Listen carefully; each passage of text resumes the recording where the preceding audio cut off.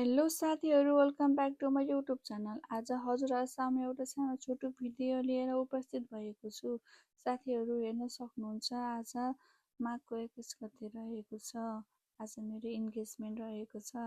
हिजो भर्खर night duty गएर आज बिहान म 7 बजे आएको छु र आएर नुहाइ गरेर तुरुन्त कुस्माको कल्पना ब्युटी पार्लरमा त्यहाँ गएर चाहिँ मैले के गर्छु त कपालको हेयर स्टाइल गर्छु। किनभने मलाई हेर्नुहोस्, यो कपाल देख्दा मलाई वाक्क लागिसकेको छ।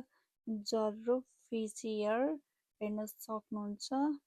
आई एडमायर हेयर है, किनभने एकदम घुम्रो छ, लट्ट परेको छ। सो अब मेकअप चाहिँ अब सिम्पल यतात्यतै घरमै गर्न मलाई, तर के गर्नु, यो कपाललाई चाहिँ एउटा न एउटा केही न केही त गर्नु पर्यो उपाय भनेर चाहिँ म सिधै नुहाइ गरेर कहाँ गएँ त कल्पना ब्युटी पार्लरमा गएँ।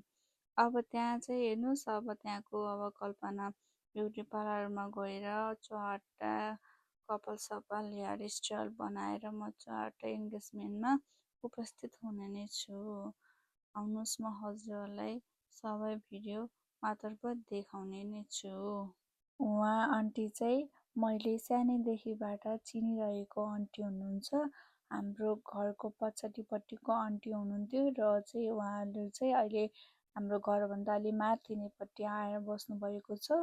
र मैले थाहा पाएअनुसार चाहिँ उहाँले चाहिँ म सानै हुँदाखेरि चाहिँ पार्लर चलाइराखेर आउनुभएको छ भनेपछि चाहिँ 10-15 वर्ष चाहिँ सियो नै भयो होला है लगभग। र उहाँ चाहिँ जुन यो कुस्माको हजुरहरूलाई थाहा नै छ होला, विकास तालिममा जुन पार्लरहरू हुन्छ नि त सिकाउने, त्यसमा चाहिँ उहाँ चाहिँ टिचर भएर चाहिँ काम गर्दै आइराख्नु भएको छ।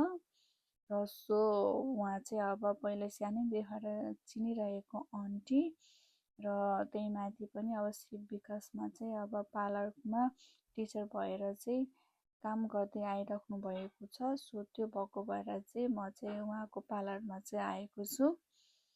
अनि अब हेर्न सक्नुहुन्छ मेरो एकदम फिजी हेयर है, यस्तो भुत जस्तो हेयरलाई चाहिँ उहाँले चाहिँ अब कस्तो खालको हेयर गराइदिनुहुन्छ त, अब हेर्दै जाऊँ न त। अब मैले आन्टी आज त मेरो इन्गेजमेन्ट छ, अब त्यसको लागि चाहिँ कस्तो खालको हेयर बनाउने हो त बनाउनु न त भनेर मैले भने। अब हेर्न सक्नुहुन्छ है, अरूभन्दा मलाई यो कपाल देख्दा बित्तिकै मलाई यति त रिस उठ्दैन नि कसम। हेर्नुहोस् त कपाल वास्तवमा मेरो एकदम पातलो छ, तर चाहिँ यो भुर्रा भएको भएर चाहिँ सबभन्दा बाक्लो देखिन्छ कि एकदम। त्यो भएको भएर मलाई चाहिँ एकदम रिस उठ्छ है। जिन्दगीमा पहिलोचोटि पार्लर आएको, त्यही नि आफ्नो इन्गेजमेन्टमा। रातभरि ड्युटी गरेको छ, आँखामा निद्रा छ, त्यसको भोलिपल्ट उठेर आफू इन्गेजमेन्टको लागि रेडी हुनु छ। गाह्रो छ, जिन्दगी गाह्रो छ। के गर्नु, आफूलाई त निद्रा पनि लागिरहेको छ।